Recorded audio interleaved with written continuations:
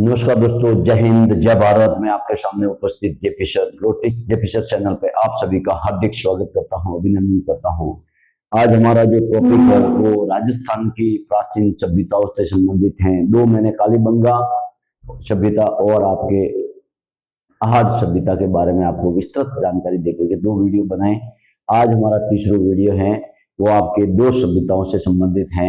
एक आपके गणेश्वर नीमका थाना की सभ्यता और दूसरी है आपके बैराट सभ्यता, विराटनगर सभ्यता, आपके कोटपुतली बैरोट से संबंधित अपन जो सभ्यता पढ़ते हैं। तो राजस्थान की प्रमुख सभ्यताओं से संबंधित एकदम जानकारी पॉइंट बाई पॉइंट आपको याद होगा। परीक्षा में क्वेश्चन यहाँ से पुटअप होते हैं, वो अपन को याद करना है। उस आधार के लिए हम वीडियो बना रहे हैं और आपके हित के लिए है। अभी सीईटी का एग्जाम होगा और उसमें से यहाँ से क्वेश्चन पुटअप होगा। एक और बालातर भी है, वो मैं नेक्स्ट वीडियो में पढ़ा दूंगा।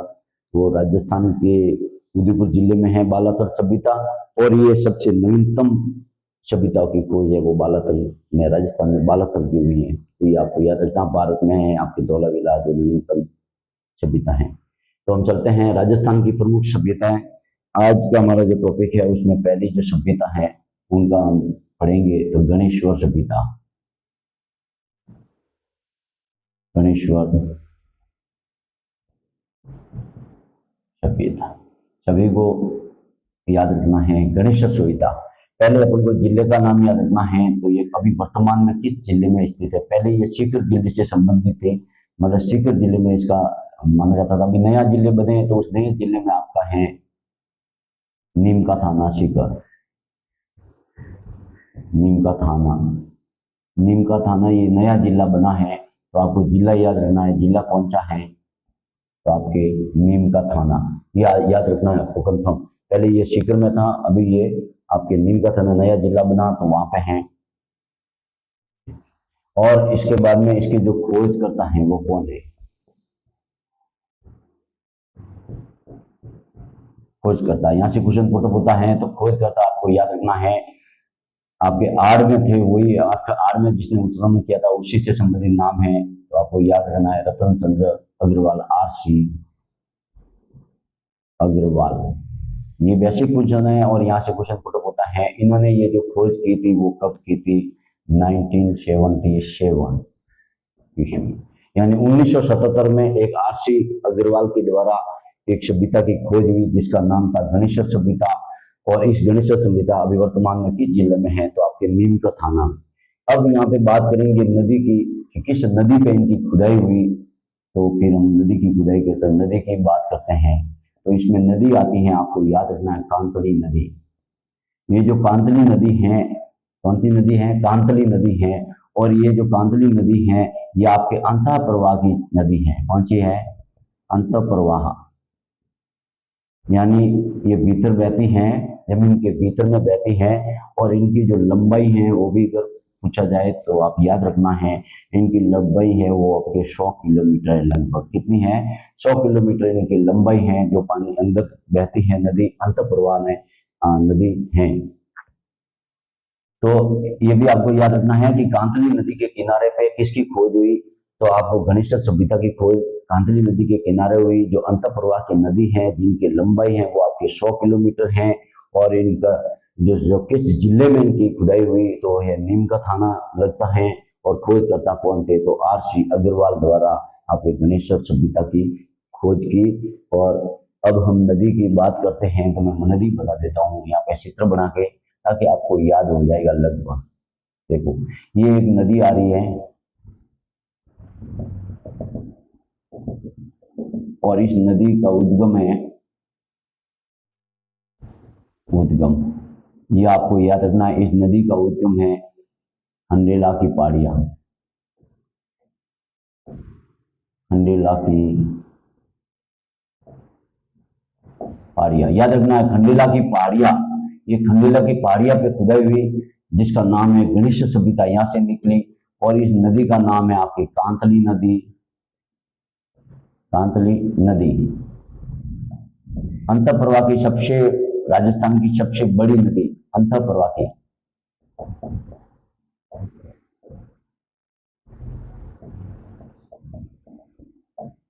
सबसे बड़ी नदी, सबसे बड़ी नदी। कितने किलोमीटर? लगभग आपके 100 किलोमीटर। आपको याद रखना है राजस्थान की जो अंतः प्रवाह का क्या अर्थ होता है, तो ये आप एक बार समझ लो। अंतः प्रवाह, अंतः प्रवाह का अर्थ होता है, ये आपको जानना पड़ेगा। यानी वो जो नदी है वो अपने जिले के अंदर ही चलती है। ये सिर्फ है वो अपने जिले तक ही बहती हैं। कैसे? यानी अंतः प्रवाह में इसी आधार पर ये राजस्थान की सबसे बड़ी अंतः प्रवाह की नदी है, इसलिए आपको याद रखना है। वैसे राजस्थान की जो सबसे बड़ी नदी है वो आपके अंतः प्रवाह वाली नदी है, वो आपको गिनी जाती है, क्योंकि वो आपके हिमाचल के कालका से निकलती हैं और घग्गर नदी को आप सब जानते हैं। बाकी वो अपने जिले में न बह करके अलग अलग जिलों में यानी जाती हैं, इसलिए अंतः प्रवाह में यानी आपके नदी जो आती है उसके आधार पर 100 किलोमीटर ये जो कांतली नदी है ये सबसे राजस्थान की सबसे बड़ी नदी है। और ये कहाँ से निकलती है? खंडेला की पहाड़ियां, जो आपकी कांतली है, ये नीम का थाना है। अभी नीम का थाना ये नीम का थाना जिले से निकल करके यहाँ पड़ता है एक चूरू जिला, और ये चूरू जिला है। और इस चूरू जिले में जाने से पहले ही ये क्या करती है? ये नदी बंद हो जाती है, रुक जाती है, इसलिए इसी को अंतः प्रवाह नदी में राजस्थान की सबसे लंबी नदी है जो आपकी कांतली नदी। अब मैं इसकी बात करता हूँ, जब खंडेला की कोई पहाड़ी है, जैसे ये है, मान लो ये खंडेला की पहाड़ी है और यहाँ से ये एक नदी बाहर निकलती है, तो इनका जो ढलान है, ये जो ढलान है ये तीव्र है। कौन सा है? तीव्र। अगर ढलान तीव्र है तो नदी के अंदर, नदी जब बहेगी तो पानी आएगा, और पानी की जो क्या कहते हैं, उनकी जो गति है वो एकदम तीव्र हो जाएगी। और अगर तीव्र होगी तो यहाँ इनके किनारे बसी हुई जो बस्तियां होती हैं, जैसे इनके किनारे पे अगर कोई मकान है,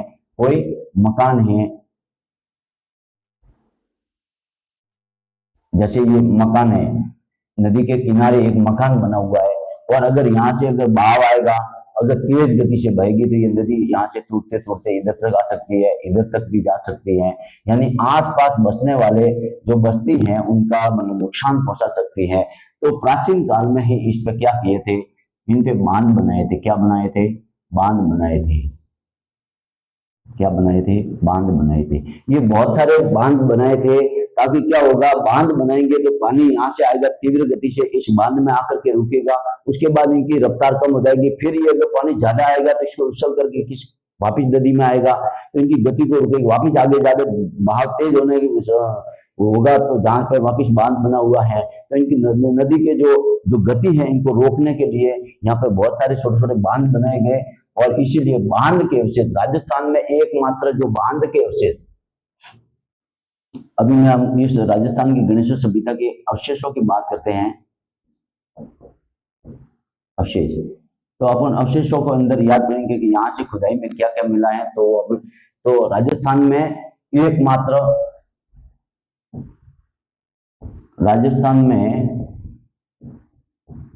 एकमात्र सभ्यता जिसमें बांध के अवशेष मिले, इनकी खुदाई हुई, तो एकमात्र ऐसी सभ्यता है जिनके क्या मिले? आपके बांध के अवशेष मिले। बांध के अवशेष मिले, ये आपको याद रखना है। तो बांध के अवशेष यहाँ मिले हैं। ये जो मकान जो बने हुए थे, तो यहाँ पे अगर दूसरी बात करें तो इन नदी के किनारे जो मकान बने हुए थे, मकान, और ये जो झोपड़ी जैसे मकान बनी हुई है ना, ये मकान है, ये पत्थर के बने हुए थे। किसके? पत्थर के बने हुए, पत्थर के बने हुए मिले। अगर ये मकान पत्थर के मिले हुए बने हैं तो राजस्थान की एकमात्र ये भी सभ्यता है, ये भी राजस्थान की एकमात्र जो गणेश सभ्यता है, राजस्थान की एकमात्र सभ्यता जहां पे पत्थर के मकान मिले हैं। पत्थर के मकान यानी पत्थर का प्रयोग किया गया। किसका प्रयोग? पत्थर का प्रयोग। तो ये भी यहीं से मिले हैं आपके गणेश्वर से।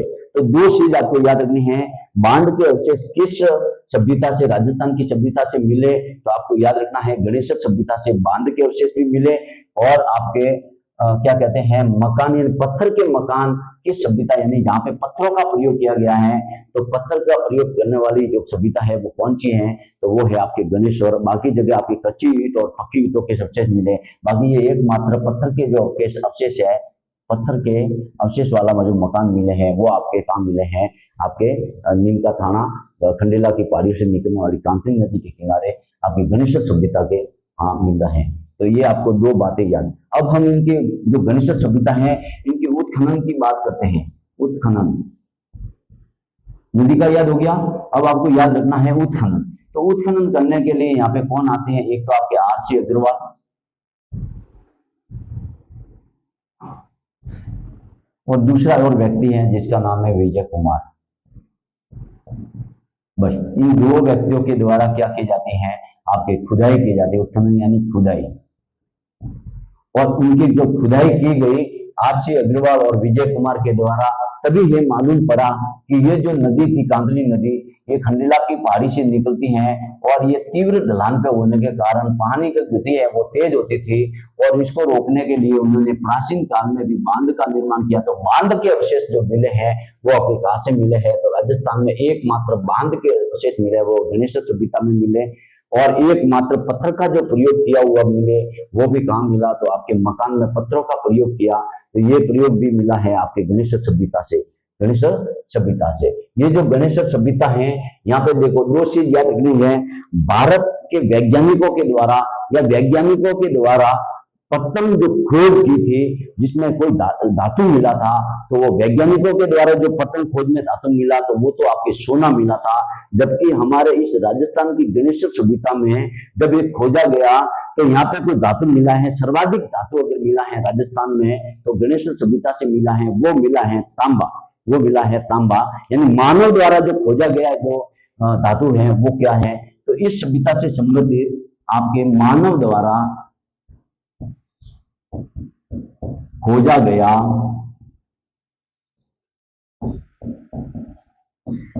धातु, तो मानव द्वारा जो खोजा गया वो धातु कौन सा है, वो आपके हैं तांबा।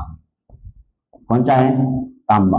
और तांबा भी आपके जो गणेश्वर सभ्यता में मिला है, और वो भी तांबा मिला है शुद्ध तांबा, शुद्ध तांबा।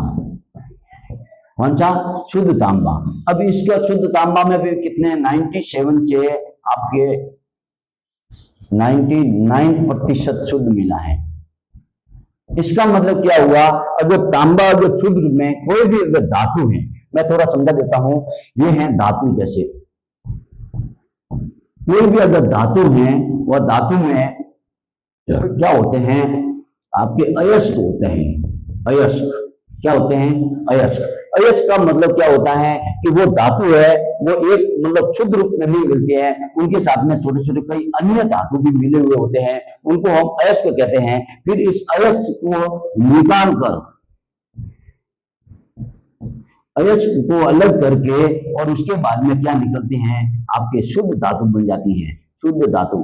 तो यानी इस सभ्यता से जब खुदाई हुई तो सर्वाधिक क्या मिले, आपके शुद्ध धातु। इसलिए इस सभ्यता के उपनाम की अगर बात करें, उपनाम, तो भारत की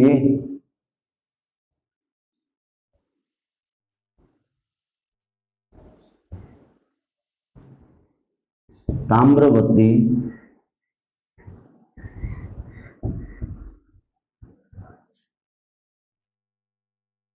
की जननी, इस सभ्यता को कहा गया है, यानी ताम्रवर्त की जननी। भारत की ये तांबे के आधार पर बताया है, तो ताम्रयुगीन जननी, यानी ताम्र, भारत की ताम्रवर्ती या ताम्रयुगीन, ताम्रवर्ती या ताम्रयुगीन युगीन सभ्यता भी कहा गया। किसको कहा गया है, इन ताम्रयुगीन जननी किसको कहा गया है, तो आपके किसको कहा गया है, इसी गणेश्वर सभ्यता को भारत के ताम्रवर्ती या ताम्रयुगीन जननी किस सभ्यता को कहा गया है? तो ये क्या है? गणेशर। यानी यहाँ पे सर्वाधिक क्या मिला है? तांबा मिला है। यानी मानव द्वारा जो पहला धातु जो खोजा हुआ वो तो आपके कौन सा मिला? तांबा। और तांबा भी कितना मिला है? तो सर्वाधिक। और इसीलिए इसको क्या कहते हैं? ताम्रयुगीन जननी। ये आपको याद रखना है, ताम्रयुगीन जननी, ताम्रयुगीन जननी। और इसकी दूसरा जो उपनाम है ताम्रयुगीन जननी एक, और दूसरा है आपके पुरातत्व की सभ्यता, यानी पुरातत्व का पुष्कर।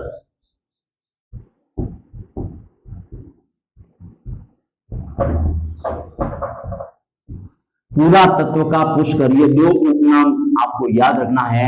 यानी पुरातत्व का पुष्कर किसको कहा गया? कौन सी सभ्यता को कहा गया है? तो आपको गणेशर सभ्यता को कहा गया है। और आपके ताम्रयुगीन जननी किसको कहा गया है? यानी भारत की जो ताम्रयुगीन जननी है वो आपके इस गणेशर सभ्यता को कहा गया है। तो ये आपको याद रखना है। यहाँ से आपको क्या मिला है? सर्वाधिक तांबा मिला है। क्या मिला है? सर्वाधिक तांबे के अवशेष मिले हैं, सर्वाधिक तांबे के अवशेष मिले हैं। और उसमें भी आपको और क्या मिला है? तो वो आपको याद रखना है। एक आपके हारपून मिला है, हारपून। ये हारपून क्या होता है? यानी ये हारपून होता है, ये तांबे का बना हुआ मछली का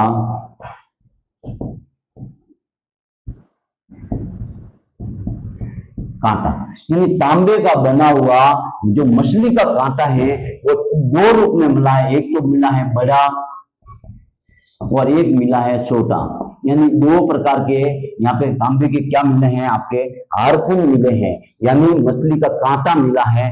बड़े कांटे का मतलब क्या होगा?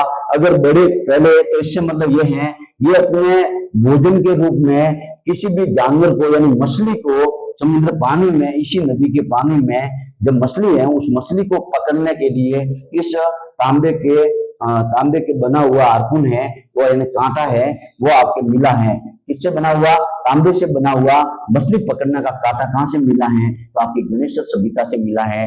दो कांटे मिले, एक छोटा मिला है जिससे मछली पकड़ने के लिए काम में आ सकता है, और अगर बड़ा कोई कांटा है तो बड़ा जीव को अगर समुद्र में, आपके नदी में या पानी में काम क्या मिलता है? जैसे मगरमच्छ हो गया है, पानी में बहुत सारे जीव होते हैं, तो उनको पकड़ने के लिए बड़े कांटे का प्रयोग और मछली को पकड़ने के लिए छोटे कांटे का प्रयोग आपके तांबे के रूप में। इसीलिए इसको ताम्रयुगीन जननी के नाम से जानते हैं, ताम्रयुगीन जननी के नाम से जानते हैं। तो ये आपको याद रहना। बाद में सबसे ज्यादा जो अवशेष मिले हैं वो आपके तांबे के मिले हैं। वो कहाँ मिले हैं? गणेशर में। तो तांबे के अवशेष, सर्वाधिक अवशेष कहाँ मिले हैं? तो तांबे के सर्वाधिक अवशेष आपके यहीं से मिले हैं। तांबे के सर्वाधिक अवशेष है वो आपके गणेशर सभ्यता से मिले हैं। किससे मिले हैं? गणेशर सभ्यता है। और आपकी गणेशर सभ्यता से क्या मिला? हारपून मिला। और उसके बाद में और क्या मिला? एक तांबे की कुल्हाड़ी मिली है, एक तांबे की कुल्हाड़ी मिली है, और तांबे के बर्तन भी मिले हैं, तांबे के पात्र भी मिले हैं, यानी तांबे के कुछ पात्र बर्तनों के रूप में मिले हैं। ये भी आपके कहां से मिले? गणेशर सभ्यता से मिले हैं, ये आपको याद रखना है। और आपके तांबे के आभूषण भी मिले हैं। ये इतने प्रकार की चीजें आपको कहां से मिली हैं? तो आपके गणेशर सभ्यता नीमका थाना से मिली है। अब एक बार मैं रिवाइज कर देता हूँ। ये राजस्थान की प्रमुख सभ्यताओं में आज हम तीसरी जो सभ्यता पढ़ रहे हैं गणेशर सभ्यता, और गणेशर सभ्यता है वो किस जिले में है? तो आपको याद रखना नीमका थाना जिला है। अभी वर्तमान में नीमका थाना जो जिला है वहां पे गणेशर सभ्यता की खुदाई खोज हुई। और खोज किसके द्वारा की गई? तो खोजकर्ता थे आज से अग्रवाल 1977 में इन्होंने खोज की। और किस नदी के किनारे की? तो आपकी कांतली नदी जो अंतःप्रवाह की, राजस्थान की सबसे लंबी, अंतःप्रवाह का मतलब एक जिले के अंदर ही बहना, उसी को कहते हैं अंतःप्रवाह। और ये अंतःप्रवाह के आधार पर ये राजस्थान की सबसे लंबी नदी है और इसकी लंबाई लगभग 100 किलोमीटर है। और ये जो खंडेला की पहाड़ियों से निकलती है, खंडेला की पहाड़ियां नीमका थाना में आती है। किसमें आती है? नीमका थाना में, इसलिए नया जिला बना है। तो उस खंडेला की पहाड़ियों से निकलने वाली नदी है, उनका जो ढाल वो तीव्र होने की वजह से यहाँ अनेक सारे बांध मिले, और अलग अलग जो बांध मिले हैं पानी को रोकने के लिए बनाए गए थे, क्योंकि ताकि उनके आसपास में बसी हुई बस्तियों का मतलब उजाड़ नहीं हो, नुकसान नहीं हो, और इसीलिए इन्होंने बांध बनाए। तो राजस्थान में एकमात्र ऐसी सभ्यता है जहां से बांध के अवशेष मिले हैं, और राजस्थान की एकमात्र ऐसी भी सभ्यता है जहां जो मकान है वहां पे पत्थरों का प्रयोग किया गया। तो पत्थरों का प्रयोग और बांध के ये प्रश्न यहाँ से पुट हो सकता है, आपको याद रखना है। यानी पत्थरों का प्रयोग है वो भी राजस्थान की सभ्यताओं में एकमात्र सभ्यता गणेश सभ्यता है, वहां से इसके अवशेष मिले। और बांध में भी पत्थरों का प्रयोग किया जाता था, और बांध की जो प्रक्रिया है वो भी राजस्थान की एकमात्र सभ्यता में है, गणेश सभ्यता, जिससे बांध के अवशेष मिले हैं। ये आपको याद हो गया। उसके बाद में इनके जो उत्खनन करता थे, एक तो आर.सी. अग्रवाल ही थे और एक आपके विजय कुमार थे। एक तो आर.सी. अग्रवाल और दूसरे आपके विजय कुमार। ये आपको याद है। इनकी इन्होंने जब खुदाई की तो यहाँ से कोई धातु है, इनका मतलब ये जो लोग हैं ये धातु यानी ये लोग पद्धति को जानते थे, वैज्ञानिक पद्धति को जानते थे। यानी अयस्क को अलग करके फिर तांबे को शुद्ध रूप में मिला है। इसका मतलब अयस्क से वैज्ञानिक पद्धति का प्रयोग करके इन्होंने अयस्क को अलग करके फिर शुद्ध धातु बताई। तो मानव द्वारा जो खोजा गया पहला जो धातु था, मानव द्वारा खोजा गया पहला धातु वो आपके कौन सा है, तो वो है आपके तांबा। और तांबा भी अभी यहाँ से गणेश सभ्यता से मिला है। वो कैसा मिला है, आपके शुद्ध मिला है, यानी 97 से 99% शुद्ध तांबा मिला है, शुद्ध तांबा। इसका मतलब इनको प्रयोग आता था, अयस्क को बाहर निकाल करके शुद्ध तांबा मिला है। तो आई होप आपको ये भी समझ में आया होगा। और वैज्ञानिकों के द्वारा खोजा गया पहला स्थल, तो वैज्ञानिक द्वारा खोजा गया पहला धातु सोना होता है। क्या? सोना। जबकि मानव द्वारा खोजा गया पहला धातु है वो आपके तांबा है, और सोना होता है वो आपके 24 कैरेट का होता है, कैरेट का होता है। और ये शुद्ध होता है। ये क्या होता है? शुद्ध होता है। यानी जहां से भी ये निकलेगा तो ये शुद्ध रूप में निकलता है। किस रूप में निकलता है? तो शुद्ध रूप में निकलता है। इनमें कोई अयस्क नहीं होता है। जबकि आपके तांबे में अयस्क मिलकर मतलब होते हैं, उन अयस्क को बाहर निकालने के बाद शुद्ध होता है। इसका मतलब ये पद्धति को जानते थे कि इन्होंने जो अयस्क को अयस्क से तांबे को अलग करने की जो विधि है वो जानते थे। तो ये आप लिख सकते हो, राजस्थान की एकमात्र जो सभ्यता जहां से तांबा मिला है, और वहां से ये मालूम पड़ता है कि अयस्क लिख देना है,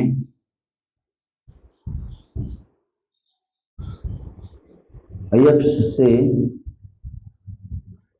अलग करने की विधि जानते थे। कौन जानते थे? कि आपके गणेश सभ्यता वाले जो लोग थे वो अयस्क से अलग करने की जो विधि है वो जानते हैं। उन्होंने क्या ये अलग किया था? अयस्क से अलग करके तांबा निकाला था। क्या निकाला था? तांबा। आई होप आपको समझ में आया होगा। आप इनका स्क्रीनशॉट लो ताकि मैं अगली जो सभ्यता है उनके बारे में आपको पढ़ा सकूं। तो आप स्क्रीनशॉट ले लो।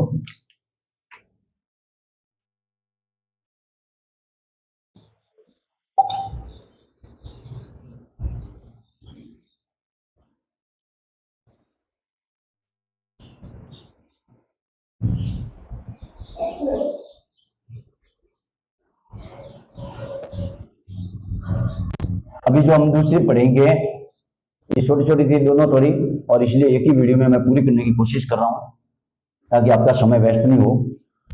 और इसी के साथ में हम जो दूसरी जो पढ़ेंगे वो आपकी बैराट सभ्यता पढ़ेंगे। कौन सी पढ़ेंगे? बैराट सभ्यता पढ़ेंगे। वर्तमान में किस जिले में है? प्राचीन काल में ये जो बैराट जो सभ्यता है वो आपके जयपुर जिले से संबंधित है। कहाँ खुदाई हुई थी? जयपुर में हुई थी। क्या में? जयपुर। याद रखना है इनके जो राजस्थान में आपके जयपुर में पड़ती थी। कौन सी? बैराट। बैराट सभ्यता पहले कहां पड़ती थी? जयपुर में। कोई भी कमेंट करके बताए वर्तमान में किस जिले में है बैराट सभ्यता? ये आपको याद रखना है। वर्तमान में कौन से जिले में बैराट सभ्यता है ये आपको याद रखना है। तो अब हम पढ़ते हैं बैराट की सभ्यता।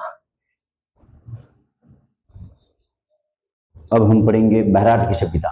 दूसरी अपनी सभ्यता है वो नंबर 2 पे लिख देता हूं, बैराट। ये जो बैराट सभ्यता है यानी बैराट सभ्यता, इसको विराट नगर भी कहा जाता था पहले, विराट नगर। ये आपको याद रखना है। ये जो सभ्यता है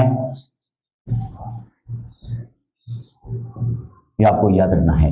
ये जो बैराट है ये वर्तमान में किस जिले में है? तो आपको जिला याद करना है। आपके कोटपुतली,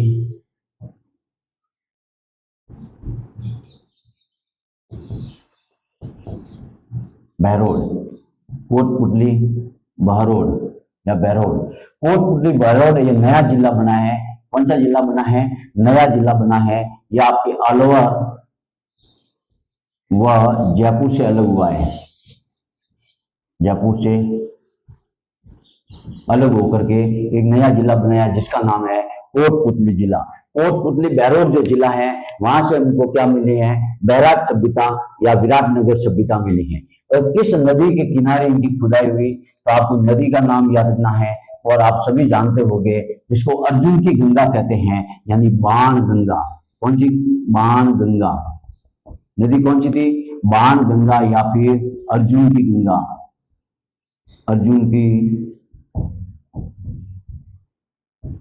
गंगा, अर्जुन की गंगा, ये आपको याद रखना है।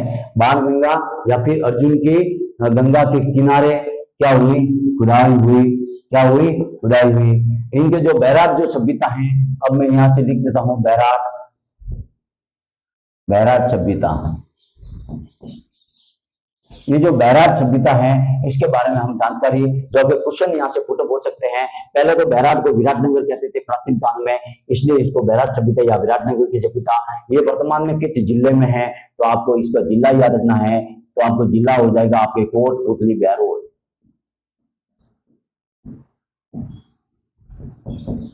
बहरोड इस जिले में आपकी नदी आपको याद हो गई, यानी नदी आपको याद होगी। ये इनके जो खोजकर्ता हैं, खोजकर्ता, ये आपको खोजकर्ता याद रखना है। बैराग की जो खोजकर्ता थे वो आपको याद रखना है। 1936 में एक व्यक्ति आते दयाराम साहनी। दयाराम साहनी ने 1936 में इसकी क्या कर दी? खोज की। क्या की? खोज की। ये दयाराम साहनी, वही दयाराम साहनी है जिन्होंने हड़प्पा सभ्यता की खोज की थी। हड़प्पा मोहनजोदड़ो जो आपने पढ़ा होगा उसमें भी इसका नाम आता है। तो दयाराम साहनी के द्वारा आपके बैराग सभ्यता की खोज होती है। दयाराम साहनी के द्वारा किस नदी के किनारे? तो आपके बाण गंगा या अर्जुन की गंगा के किनारे। इसको विराटनगर की सभ्यता या आपके बाण गंगा सभ्यता के नाम से भी जाना जाता है। इनके जो उत्खनन करता थे उनमें उत्खनन करता के याद रखना, उत्खनन करता। यहां से क्वेश्चन पुट होता है उत्खनन करता, यानी उत्खनन करता का मतलब क्या हुआ? आपके खुदाई करता। खुदाई यानी इन्होंने जो खुदाई की थी वो आपको याद रखना है। उनका नाम याद रखना। एक तो है कैलाश दीक्षित। कैलाश दीक्षित एक नाम तो आपको क्या याद रखना है? कैलाश दीक्षित याद रखना है। और दूसरा नाम है वो आपको याद रखना, नील रत्न बनर्जी। नील रत्न बनर्जी। नील रत्न बनर्जी। और एक आपको याद रखना है, आपके तीसरा जो व्यक्ति था वो है कैप्टन बर्ड। कैप्टन बर्ड, ये जो कैप्टन बर्ड हैं इन्होंने भी खुदाई की थी। इन्होंने भी खुदाई की थी। यहाँ पे जो पहाड़ियां हैं उन पहाड़ियों के नाम थे, आपको पहाड़ियां याद रखनी है। यहाँ की 3 पहाड़ियां मिली है। कितनी? यहाँ से क्वेश्चन पुटअप होता है कितनी पहाड़ियां मिली हैं? तो पहाड़ियां आपको याद रखनी है। आपकी 3 पहाड़ियां मिली हैं। एक तो जैसे मैं बना देता हूं, ये यहाँ पे ये पहाड़ है जैसे, और इस पे आपकी 3 प्रकार की ऐसी पहाड़ियां मिली हैं और आपको याद रखना है इनकी पहाड़ियों का नाम। ये जो पहाड़ी एक मिली है यहाँ पे, ये खड्डा है। क्या है? खड्डा है। ये खड्डा है, इसलिए इसका नाम तो ये देखना याद रखना, भीम डूंगरी। भीम डूंगरी। एक का नाम भीम डूंगरी 20 वाला है, इसको कहते हैं गणेश डूंगरी। गणेश डूंगरी और भीम डूंगरी, आपके गणेश डूंगरी और उसके नाम के एक आपको या बीजक पहाड़ी भी कहते हैं इसको। बीजक पहाड़ी जिसको कहते हैं आपकी बीजक डूंगरी। ये आपको 3 पहाड़ी याद रखनी है। इसका नाम भीम डूंगरी क्यों रखा? इस पहाड़ी का नाम भीम डूंगरी क्यों रखा? क्योंकि यहाँ पे जब महाभारत काल में जो भीम थे वो यहाँ से निकले थे और जब यहाँ पानी की उनको आवश्यकता हुई, आपको 11 याद होगी, जल दूजनी 11, जल दूजनी 11। तो उन भीम ने एक व्रत किया था और यहाँ पे उनको पानी की याद आई। कौन सी याद आई? पानी की आवश्यकता पड़ी तो उन्होंने पैर से लगाया जोर से और यहाँ से निकला क्या? पानी, गंगा निकले थे और इसीलिए ये खड्डा दिखाई देता है, इसलिए इसका नाम है भीम डूंगरी। उसके बाद में यहाँ जो गणेश डूंगरी है, इसका नाम गणेश डूंगरी क्यों रखा गया? क्योंकि यहाँ पे जो अवशेष मिले हैं वो आपके मंदिरों के अवशेष मिले हैं, यानी कि एकमात्र ऐसी सभ्यता है जहाँ मंदिरों के अवशेष मिले हैं। यानी कौन सी है? एकमात्र सभ्यता है जहाँ मंदिरों के अवशेष मिले हैं आपके गणेश डूंगरी से। और एक है आपके बीजक डूंगरी। कौन से हैं? बीजक डूंगरी। ये जो बीजक पहाड़ी है, ये जो बीजक डूंगरी है, ये जो बीजक डूंगरी है, इसके बारे में अपन समझेंगे। यहाँ जो बीजक डूंगरी है, इसको समझने के लिए यहाँ पे दो प्रकार के आपके शिलालेख मिले हैं, आपको याद रखना है। जैसे पहला शिलालेख,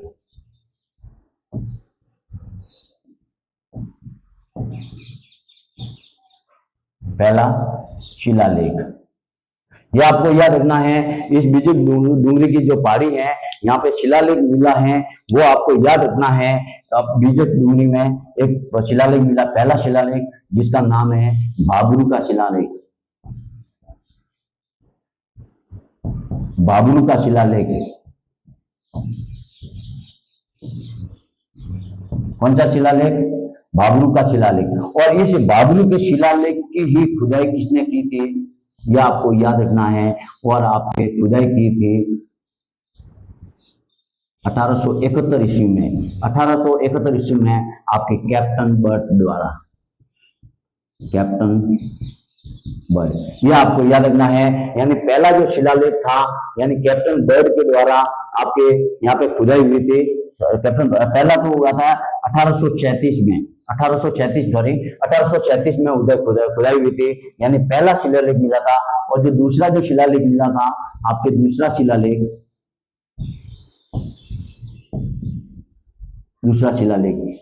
दूसरा जो शिलालेख है, इसको आपको याद रखना है। बाबरू का शिलालेख पहला शिलालेख हो गया, और जो दूसरा जो शिलालेख है ये आपको याद रखना है, ये कैप्टन बर्ड है। और दूसरा जो शिलालेख है वो 1871 ईस्वी में इसकी खोजा गया। यहाँ पे व्यक्ति आता है जिसका नाम है कार्लाइल।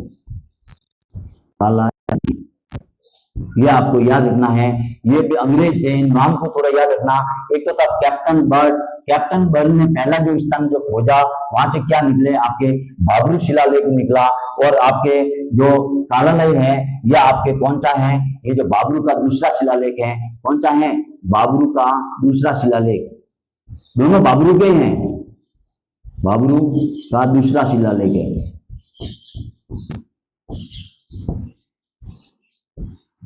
बाबरू का जो दूसरा शिलालेख है, इनकी खुदाई आपके किसने की थी? 1871 में आपके कार्लाइल ने की थी, कार्लाइल ने की थी। ये आपको याद रखना है। ये से पहाड़ी, और ये जो तीनों जो पहाड़ियां बनी हैं, यहाँ पे 3 नाम मिले हैं। एक बार क्वेश्चन पुट हुआ था तो आपको याद रखना है 3 नाम। एक तीनों नाम है इस पहाड़ी पे, वो क्या लिखा हुआ है इस पे? भीम डूंगरी, गणेश डूंगरी और बीजक डूंगरी के ऊपर लिखा हुआ है यहाँ पे। और यहाँ पे वो लिखा हुआ क्या है? तो आपको याद रखना है बौद्ध धम्म और संघ। बौद्ध धम्म संघ, ये 3 नाम लिखे हैं। ये कहां से मिले हैं? तो आपके बैराग सभ्यता से मिले हैं। और इस बाबरू शिलालेख से आपके कौन से अवशेष आपको मालूम पड़ेगा? आपके बौद्ध धर्म के अवशेष मिले। कौन से मिले? बौद्ध धर्म, यानी बौद्ध धर्म को आपकी यहाँ पे बौद्ध धर्म के अवशेष मिले। इस बाबरू शिलालेख से क्या मिले हैं? आपके बौद्ध धर्म के शिलालेख मिले हैं, बौद्ध धर्म के शिलालेख मिले हैं। और जो ये जो दूसरा जो आपके शिलालेख है, यानी दूसरा जो 1871 में जिसकी खुदाई कार्लाइल ने की थी, ये इसका जो इसकी खुदाई हुई तो यहाँ से क्या मिला है वो आपको याद रखना है। आपके बौद्ध धर्म से भी है आपके, और आपके इस बौद्ध धर्म में भी आपके ये यहाँ नाम, यहाँ तो बौद्ध धर्म आ गया। और इस बौद्ध धर्म का जो मेन आदमी था उसका या सभी को याद है, सम्राट अशोक। सम्राट अशोक, ये सम्राट अशोक आपको याद रखना है। सम्राट अशोक के जो शिलालेख हैं वो आपके बाबरू के दूसरा शिलालेख था जो कार्लाइल के द्वारा 1871 में खोजा। तब अशोक सम्राट के जो आपके प्रमाण मिलते हैं, अशोक सम्राट के प्रमाण मिलते हैं। यह आपको याद रखना है। इस बाबरी शिलालेख में पहले में जब मिलता है तो आपके बौद्ध धर्म की जानकारी, और उसके बाद में यहाँ पे सम्राट अशोक का प्रमाण मिलता है। एक आपको याद रखना है। अभी अगर इन शिलालेखों की जानकारी अपन को प्राप्त करनी है तो आपको कलकत्ता जाना पड़ेगा। कहाँ जाना पड़ेगा? क्योंकि कलकत्ता के संग्रहालय है वहां पे बना हुआ, उस कलकत्ता संग्रहालय में आपको जाकर के इनकी जानकारी प्राप्त कर सकते हैं, जिसको कहते हैं, इस कलकत्ता जो है संग्रहालय है वो आपको लिखना है, संग्रहालय का नाम याद रखना है। और royal Rajasthan royal cricket team है, वही है रॉयल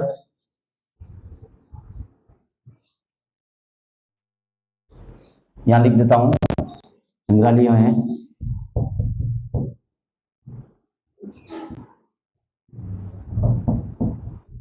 राजस्थान रॉयल टीम नहीं है क्रिकेट की, है तो याद होगा रॉयल एशिया सोसाइटी संग्रहालय।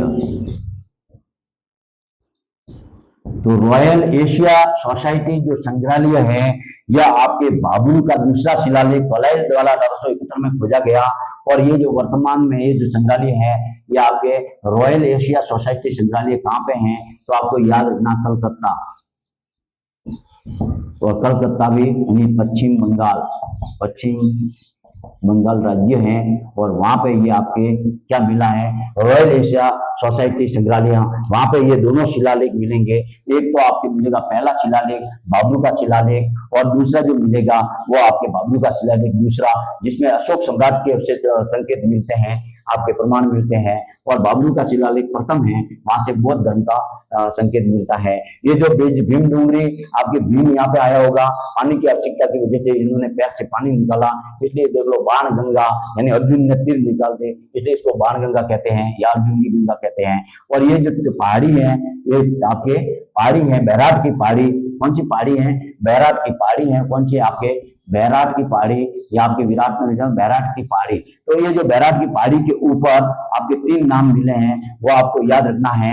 आपके 3 ही पहाड़ियां और 3 नाम है, बौद्ध, धम्म और संघ। यानी इससे साबित होता है कि यहाँ बौद्ध के अवशेष यहाँ पे मिले हैं। क्या मिले हैं? आपके बौद्ध धर्म के अवशेष कहाँ से मिले हैं? तो आपके याद रखना है बाबरू शिलालेख के अंदर से मिले हैं, बौद्ध धर्म के अवशेष मिले हैं। ये राजस्थान की एकमात्र ऐसी सभ्यता है जहां से मंदिर के प्रमाण मिले थे। क्या ये राजस्थान की एकमात्र सभ्यता है जहां से मंदिर के अवशेष मिले,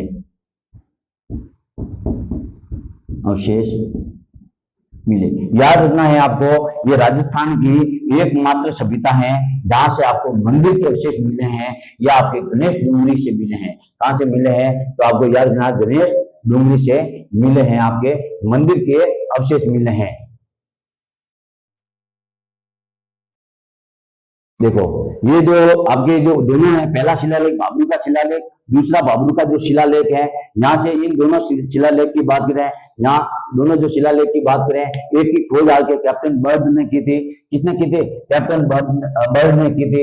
इन कैप्टन बर्ड का मतलब, यानी इन्होंने कैप्टन बर्ड ने 1837 लिखा है। हाँ, कैप्टन बर्ड 1837 ईस्वी में इन्होंने, कैप्टन बर्ड ने इनकी खुदाई की, और आपके 1871 में आपके कार्लाइल ने, यानी बाबरू के दूसरे शिलालेखों की खोज की थी। और एकमात्र ये जहाँ मंदिर के प्रमाण मिले हैं। और जो बर्ड से आपको याद रखना, पक्षियों के प्रमाण भी मिले हैं, यानी आपके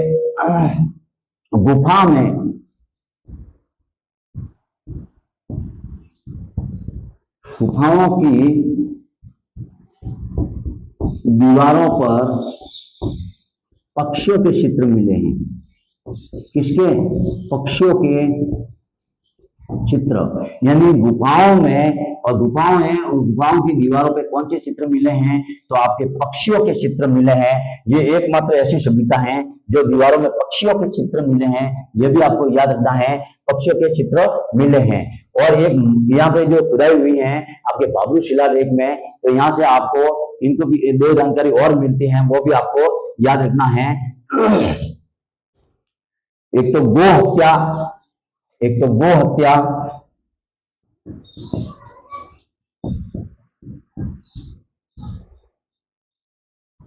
गो हत्या, और एक मगध साम्राज्य, मगध साम्राज्य, साम्राज्य। ये भी प्रमाण कहां से मिले हैं? गो हत्या के प्रमाण और मगध साम्राज्य के प्रमाण आपके कहां से मिले हैं? तो आपके बैराट सभ्यता से आपके मिले हैं। कौन सी सभ्यता से मिले हैं? बैराट सभ्यता से मिले हैं। ये जो बौद्ध धर्म है, अशोक सम्राट की जो जानकारी प्रमाण, यानी अशोक सम्राट की जानकारी आपको कहां से मिलती है?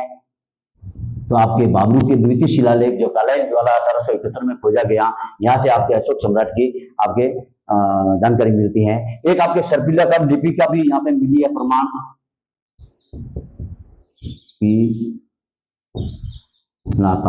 सर्पिलाकार लिपि, ये सर्पिलाकार लिपि है। ये आपको मैं देखो, सर्पिलाकार यानी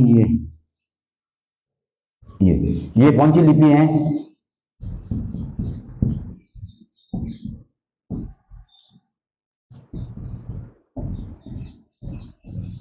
इस सर्पिलाकार लिपि का नाम क्या था? बुस्टोफेदन, बुस्टोफेदन लिपि। ये इस लिपि को, यानी सर्पिलाकार जो लिपि है, बुस्टोफेदन की जो लिपि है, ये आपके बाबरू के द्वितीय शिलालेख में मिली है, यानी बाबरू के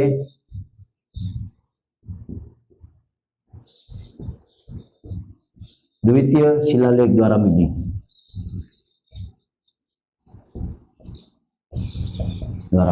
तो बाबरू के द्वितीय शिलालेख के आधार पर आपके बुस्टोफेदन लिपि मिली है, जिसको हम हिंदी में कहते हैं भाव चित्रात्मक, यानी आपके मन के अंदर कौन से भाव चल रहे हैं वर्तमान में, वो भाव चित्रात्मक लिपि कहते हैं इसको क्या कहते हैं? बुस्टोफेदन लिपि को आपके भाव चित्रात्मक, भाव चित्रात्मक।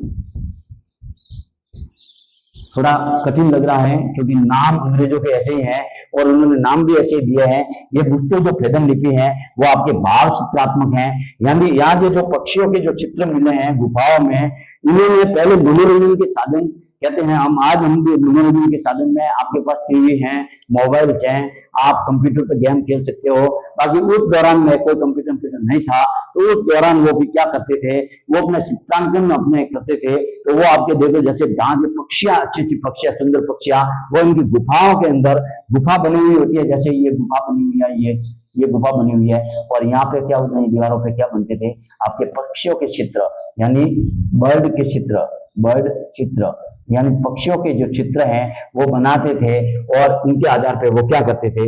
मनोरंजन करते थे। उस लिपि ये मिली है, ये आपके बाबरू शिलालेख के द्वितीय शिलालेख में कालाइन द्वारा खोजे गए 1871 में। ये सर्पिलाकार लिपि है, जिसको हम कहते हैं बुस्टोफेदन लिपि, इनको कहते हैं भाव चित्रात्मक लिपि। भाव चित्रात्मक लिपि यानी अपने मन के अंदर आपके प्रति जैसे मेरे कौन से भाव हैं, कि परीक्षा में कोई भी अगर क्वेश्चन आए तो यहाँ से आए, और हमारे जो बच्चे जो भी पढ़ रहे हैं उनके लिए ये गलत क्वेश्चन नहीं जाए, उसको समझने के लिए मैं अपने भावों को यहाँ प्रकट कर रहा हूँ। वही भाव इन्होंने प्रकट किए, जैसे भाव उनके अंदर आए पशु पक्षियों के बारे में, तो उन्होंने वो भाव चित्रात्मक लिपि भी यहाँ पे निकाली, और उस आधार पे उन्होंने चित्र बनाए, और अपने मनोरंजन के साधनों के आधार पे इन्होंने ये आपके चित्र बना करके मनोरंजन करते थे।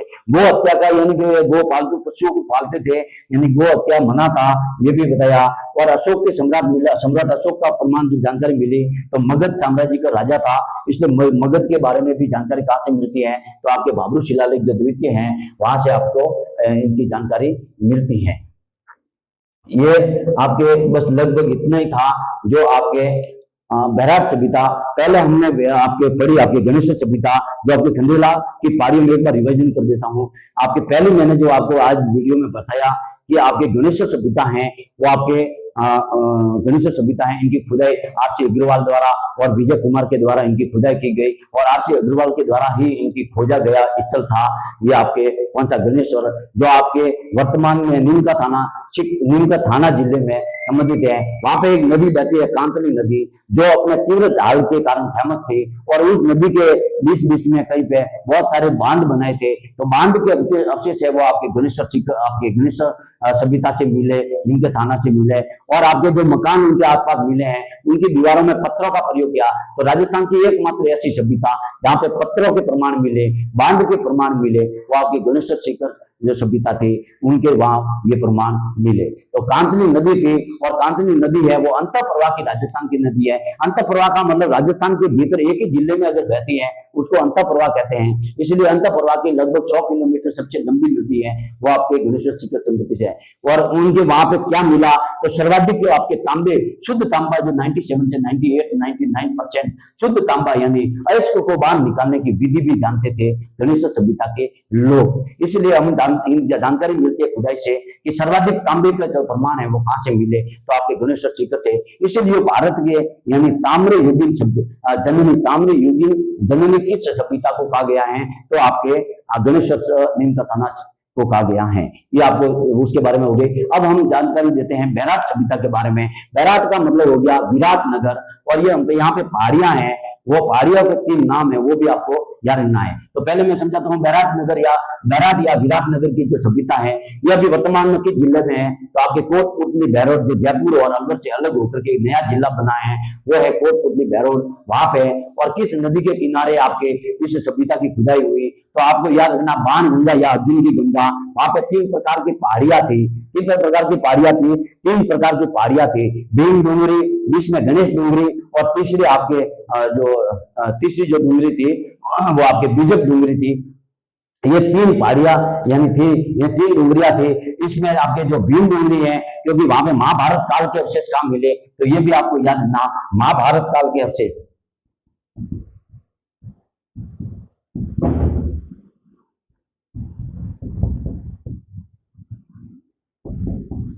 ये भी आपको याद रखना है, महाभारत काल के अवशेष यानी भीम डूंगरी पे मिला। कौन सी डूंगरी पे?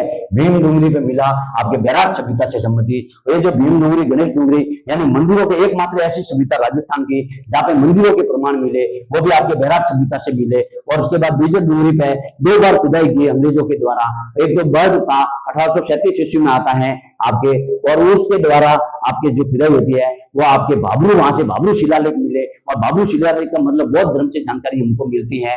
तो बर्ड के द्वारा 1837 में उसकी खुदाई हुई। दूसरा आपका शिलालेख जो मिला उसी बीजक पहाड़ी पे उनकी खुदाई की, तो आपके कालाइल ने की थी 1871 ईस्वी में। और यहाँ पे जब खुदाई की तो अशोक सम्राट की जानकारी मिलती है, जो मगध के गणराज्य राजा थे, उस सम्राट की जानकारी भी कहां से मिलती है, तो आपके कहां से मिलती है, आपके भाबरू शिलालेख आपके बीजक की पहाड़ियां बैराट सभ्यता से मिलती हैं। ये आपको यहाँ से मिलती हैं। यहाँ पे और क्या क्या मिला है तो वो भी अपन जानकारी रखते हैं। यानी उत्खनन जो इनके जो क्या कहते हैं बौद्ध धर्म है, इनका जो खोज करता है वो आपके दयाराम साहनी 1936 में आकर के, एक व्यक्ति 1936 में आकर के आपका खोज करता है। दयाराम साहनी के द्वारा आपके बैराट सभ्यता की खोज होती है। उत्खनन करता में आपको याद रखना कैलाश दीक्षित और आपके नील रत्न बनर्जी, ये 2 व्यक्ति आते हैं और इनकी क्या करते हैं, खुदाई करते हैं। और इसके बाद में यहाँ पे 3 जो आपकी पहाड़ियां मिलती है वो आपके बौद्ध धम्म और संघ उस पहाड़ियों पे लिखा हुआ होता है। और ये 3 पहाड़ियां भीम डूंगरी, गणेश डूंगरी और बीजक डूंगरी है। और इस बीजक डूंगरी पे 2 बार खुदाई होती है।